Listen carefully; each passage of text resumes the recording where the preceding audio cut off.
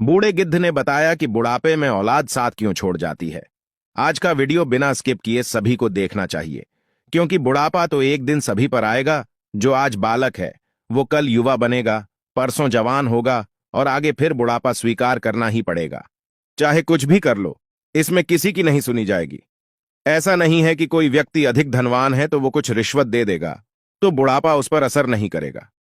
ऐसा नहीं है कि कोई बड़ा बहादुर है, लोग उससे डरते हैं तो बुढ़ापा भी उसके डर से उसके पास नहीं जाएगा।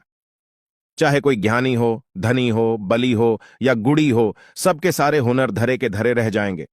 जब बुढ़ापा आपके ऊपर आएगा तब इसीलिए यह जानकारी सबको ध्यान से सुननी चाहिए। इस वीडियो से पता चलेगा कि औलाद बुढ़ापे में साथ क्यों छोड़ जाती है।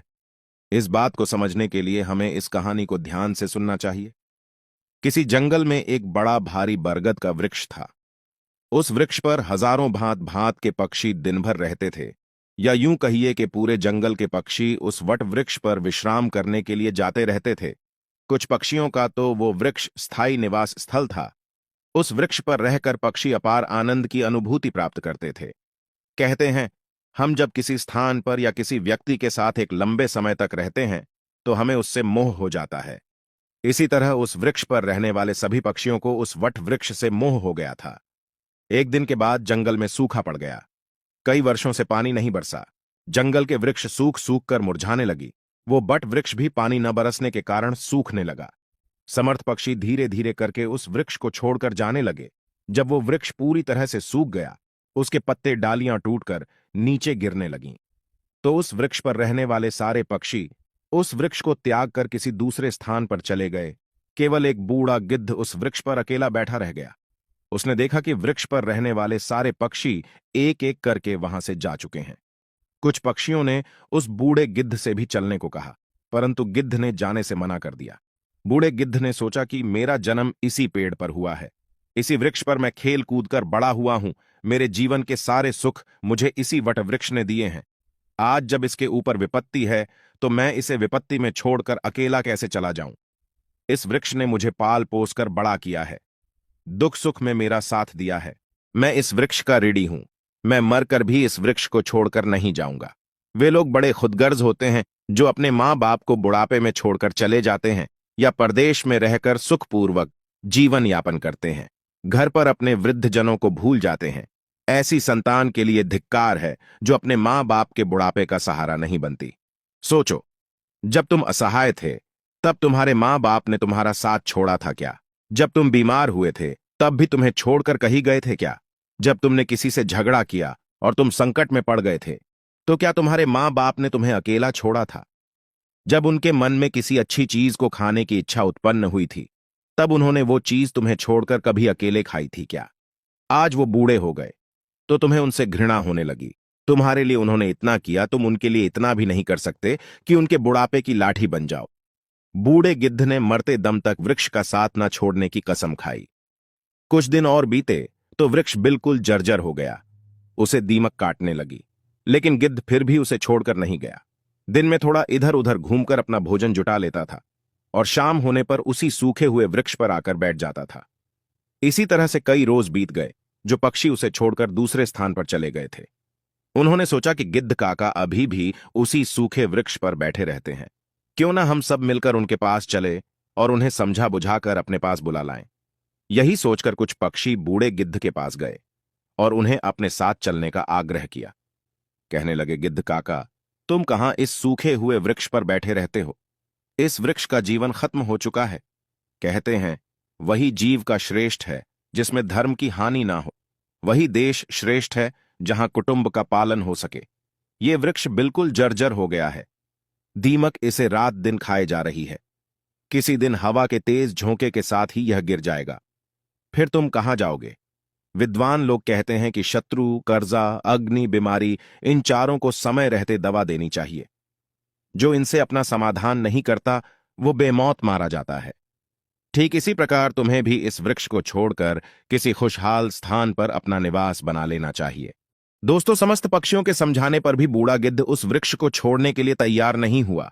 कहने लगा, भाइयों, ये मेरे मां बाप के समान है। मेरे माता पिता मुझे जन्म देकर इसी वृक्ष पर मुझे छोड़कर चले गए थे। उनके जाने के बाद मैं इसी वृक्ष पर खेलकर बड़ा हुआ हूं। जीवन के सारे सुख मैंने इसी वृक्ष पर पाए हैं। बचपन से लेकर बुढ़ापे तक का सफर मैंने इसी पर तय किया है। अब इस मुश्किल घड़ी में मैं इसका साथ छोड़कर कैसे चला जाऊं? ये मेरी सबसे बड़ी खुदगर्जी होगी। कहते हैं भक्त सेवक और शरणागत, जो ये कहता हो कि मैं आपका ही हूं। इन लोगों को संकट पड़ने पर भी नहीं छोड़ना चाहिए। जो इन्हें संकट में छोड़कर जाता है, उन्हें बहुत बड़ा पाप लगता है।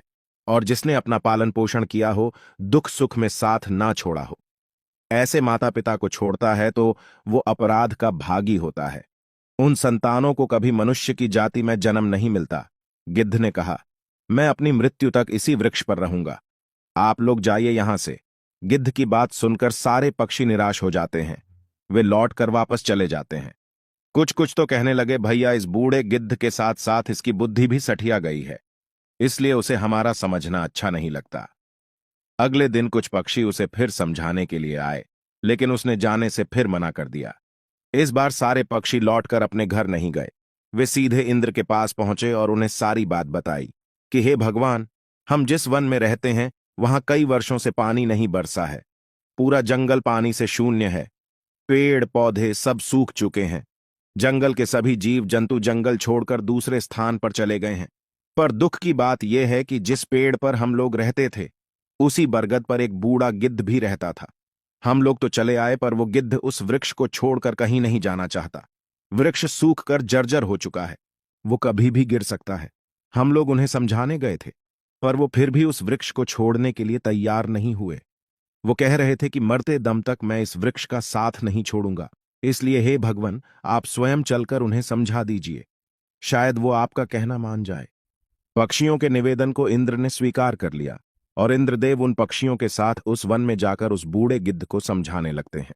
हे गिद्धराज, मैं देवराज इंद्र तुम्हें समझाने आया हूं। ये वृक्ष बहुत ही जर्जर स्थिति में पहुंच गया है। इसकी डालियां सूख चुकी है। इस पर छाया के लिए एक पत्ता भी नहीं बचा है और आप भी बहुत बूढ़े हो चुके हो।